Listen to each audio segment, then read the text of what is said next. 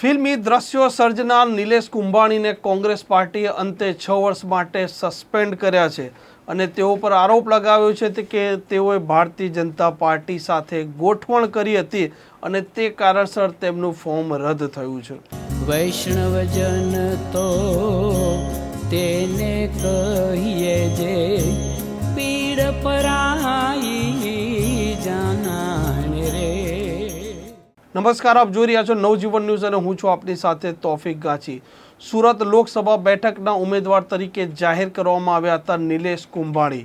તે પાટીદાર ચહેરો માનવામાં આવતો હતો અને સુરતમાં પાટીદાર લોકોની સંખ્યા વધુ હોવાથી કોંગ્રેસે તેમનો અવાજ બનવા માટે તેમને ઉમેદવાર બનાવ્યા હતા તેવું કોંગ્રેસે અત્યારે તેમના સસ્પેન્શન લેટરમાં કહ્યું છે। શિસ્ત સમિતિના જે સભ્ય છે બાલુભાઈ પટેલ, તેઓ આજે પત્રકાર પરિષદ કરી હતી અને નિલેશ કુંભાણીને કેમ સસ્પેન્ડ કરવામાં આવ્યા તેના કારણો પણ તેઓએ જણાવ્યા હતા। સૌ પ્રથમ તો બાલુભાઈ પટેલ શું કહી રહ્યા છે તે આપ સાંભળો। ઉમેદવાર જ્યારે ફોર્મ ભરે છે ત્યારે વધુમાં વધુ 4 ફોર્મ ભરવાના હોય છે। એમાં ટેકેદારો એ નક્કી કરે છે, પક્ષની સાથે પરામર્શ પણ કરે છે।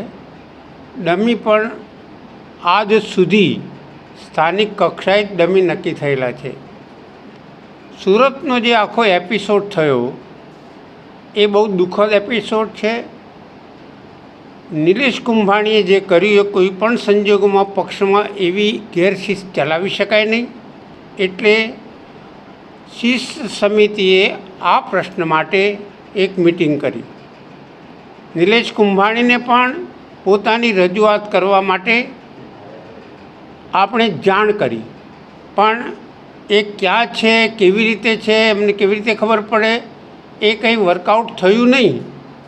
એટલે શિસ્ત સમિતિએ આના ઉપર ચારેય બાજુની ખૂબ વિચારણા કર્યા પછી જે ડિસિઝન લીધું છે એ એવું લીધું છે કે નિલેશ કુંભાણી સંસદ કક્ષાની જ્યારે ચૂંટણી લડતા હોય અને એમના ટેકેદારો એમના ફોર્મમાં સહી કરેલી એમ કે આ સહી અમારી નથી, એ તો મેં આટલા બધા વર્ષોમાં પહેલી વખત સાંભળ્યું। એ બધું અશક્ય છે। એટલા માટે અશક્ય છે કે ટેકેદાર જ્યારે સહી કરે છે ત્યારે ઉમેદવારની હાજરીમાં એને ફોર્મમાં સહી કરી છે। એ ફોર્મની રજૂઆત થઈ ત્યારે ટેકો કરનાર ઉમેદવારે ત્યાં ઉપસ્થિત રહેવું જોઈએ, એ ન રહ્યા। એટલે આખો જે બનાવ બન્યો છે એ શંકાશીલ બનાવ છે।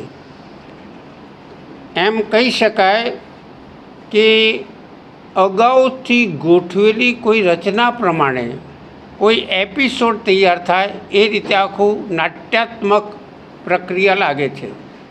અને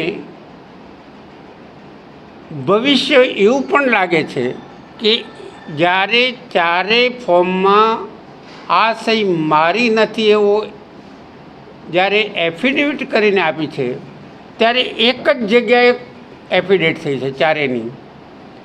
એનો અર્થ એ કે રસ લઈને બીજાઓ મારફતે આ ગોઠવાયેલું કાવતરું છે અને એમાં ભાજપ સાથે નિલેશ કુંભાણી ભરેલા હોય એવું એક અનુમાન કરી શકાય એવી સ્થિતિ છે।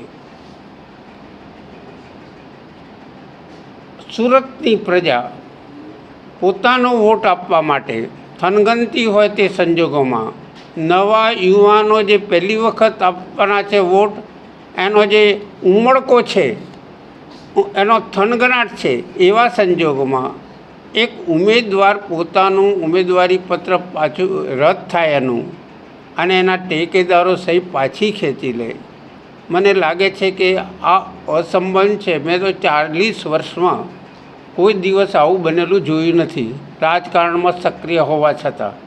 એટલે આમાં કંઈક પાછલા બારણે કંઈક સમજૂતી, કંઈક દબાણ, કંઈક તત્વોએ એમાં ભાગ ભજવ્યો છે, એ હકીકત છે। આમ કોંગ્રેસે આજે નિલેશ કુંભાણીના સસ્પેન્શનની જાહેરાત તો કરી, પરંતુ આ સુરતનો મુદ્દો સમગ્ર દેશમાં ગાજ્યો અને લોકશાહીની હત્યા થઈ તેને લઈને સૌ કોઈ મતદારોએ અવાજ ઉઠાવ્યો. આમ આટલી મોટી ઘટનામાં શિસ્ત સમિતિના એક સભ્ય પત્રકાર પરિષદ કરે છે અને સસ્પેન્શનની જાહેરાત કરે છે. તે એક પ્રશ્ન પણ ઉપસ્થિત કરે છે, કેમ કે પ્રદેશ પ્રમુખ જે અધ્યક્ષ છે ગુજરાત કોંગ્રેસના, જો તે ઈચ્છતા તો તેમના સસ્પેન્શનની જાહેરાત કરી શકતા.